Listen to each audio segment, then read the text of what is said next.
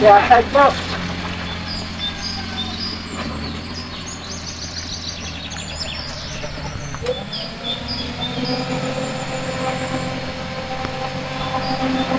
Alright guys, so we are here sa Cardira dito sa May Cavite, and ngayon may feature tayo ng isang unit, and welcome nga pala sa ating panibagong episode ng ating minivan series. And ngayon sa likod natin is alamin natin kung magkano nga ba magpa-setup ng ganito, and at the same time ano nga ba yung mga nailagay na ng owner. So itong unit na to is feature natin ngayong episode na to.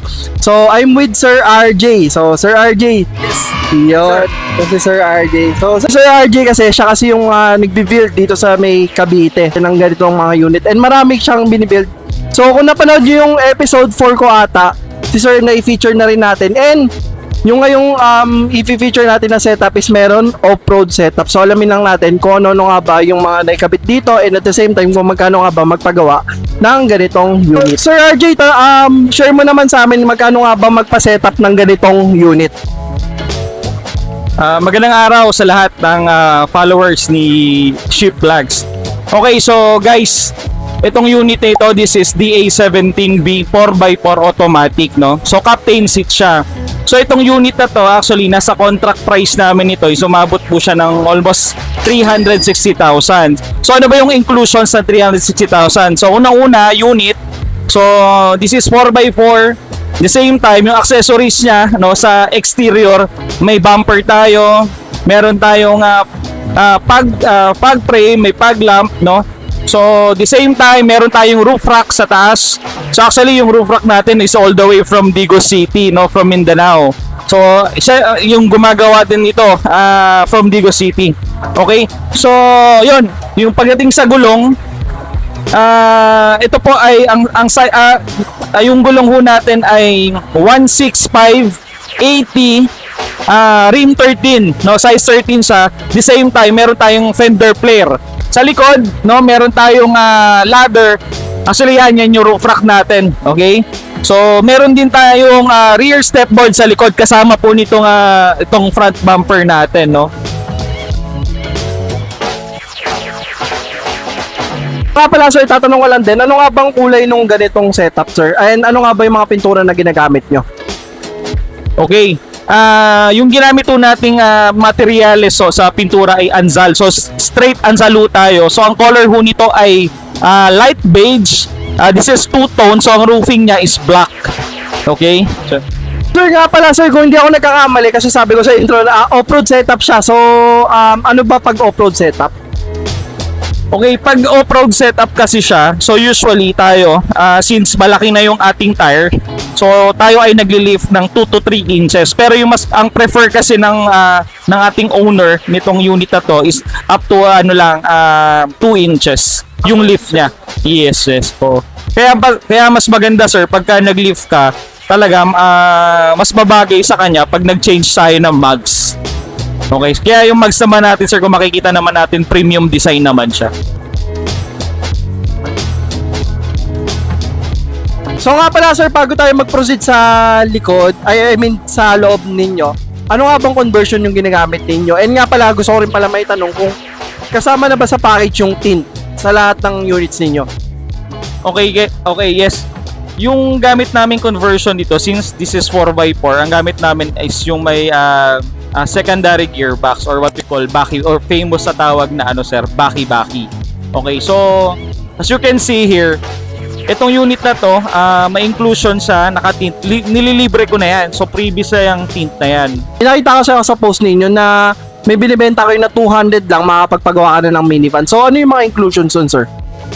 Okay, sa 200,000, no, yun ay basic unit. Okay, may unit ka. So DA64B 4x2 automatic non-power window, no. Aside from that, libre na yung LTO registration, fully air condition. So ang exclusion niya lang is number 1, wala siyang tint, wala siyang upholstery, no. So everything is stock sa loob.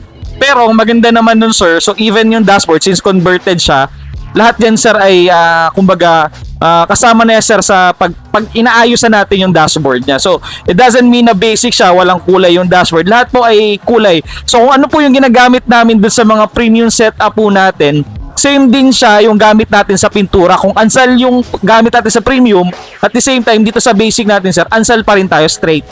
Okay.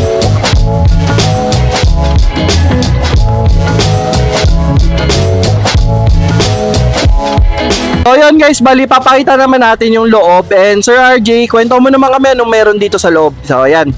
Sige sir. Sige sir, kwento mo na kami anong meron sa loob. Okay, sir. Sa interior natin, no, ito po, may upholstery tayo. Actually, yan, design niya ng ating buyer, no. Sila na po ang nagbigay ng color, sila na rin ang nagbigay ng design. So sa dashboard naman natin, naka matte finish siya, naka wrinkle type siya. So, wrinkle finish, sorry.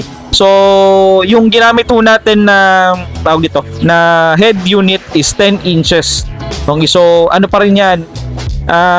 Choice pa rin 'yan, yung preferred, yung ano yung preference ng buyer natin, no? So, tas meron din tayong OBD gauge doon. So, meron yan naka-include yan. So, lahat naman po ay flexible naman po tayo. So, at the same time, dito sa second row natin, so this is captain seat. Ayan, so naka-captain seat siya sa second row. Meron siyang power window. The same time, yung ceiling natin naka-felt, malinis lang kasi gusto lang ng may-ari, simple lang, no, para minimalist lang. So, okay. So, yun. At the same time, dito sa likod, no, pull na lang natin, no. Meron tayong dalawang storage box, no. Yun yung tinatawag natin extension set. So, kasama na yan sa presyo natin na 360,000. Okay, sa mga nagtatanong, sa mga gusto pang malaman kung ano pa, mas marami kayong information. So ano lang, mag-message lang kayo and we will give the formal quotation.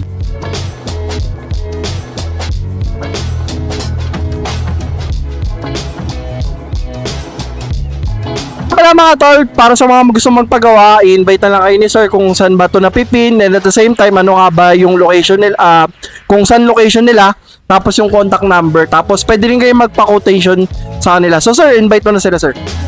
Okay, sa lahat po ng subscriber po ni Shipvlogs, sa gusto pong magpagawa or gusto pong malaman kung ano po yung inclusions po ng ating ginagawang minivan.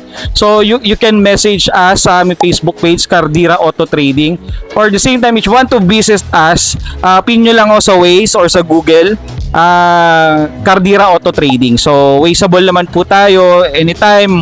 Pumunta kayo, wala naman pong oras tayo dito since nandito lang ho kami anytime. Okay? So sir, FB page meron ba sir, FB page? Okay na. So yan guys, para sa mga gusto or interesado, kontakin nyo lang si sir or PM nyo lang sa FB page or comment na lang kayo dito pag may mga questions kayo regarding dito sa unit or kung magkano nga ba yung pagpapil. So yun lang, maraming salamat and this is Shipvlogs. See you next vlog everyone. Peace out.